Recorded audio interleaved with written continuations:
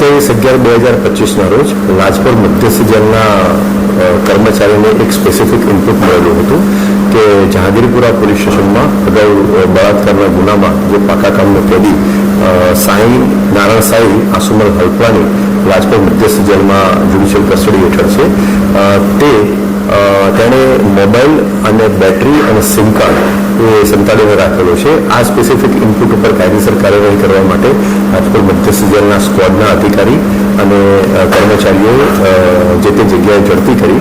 તો એમાં barrack number 1માં દરવાજાની જોડે મેગ્નેટથી એક મોબાઈલ સંતાડેલો હતો. મેગ્નેટ રાખી અને એ મોબાઈલ મળી આવ્યો. ત્યારબાદ મોબાઈલમાં જે બેટરી વપરાતી હોય છે એ પણ એ બેરેકના નકુચાના ભાગમાં સંતાડેલ હતી, એ પણ મળી આવી.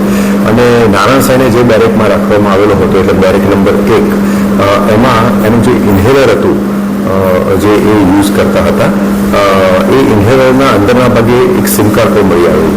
આમ મોબાઈલ, બેટરી અને સિમ કાર્ડ આમ પ્રતિબંધિત વસ્તુઓ નારાયણ સાંઈના બેરેકમાંથી મળી આવી.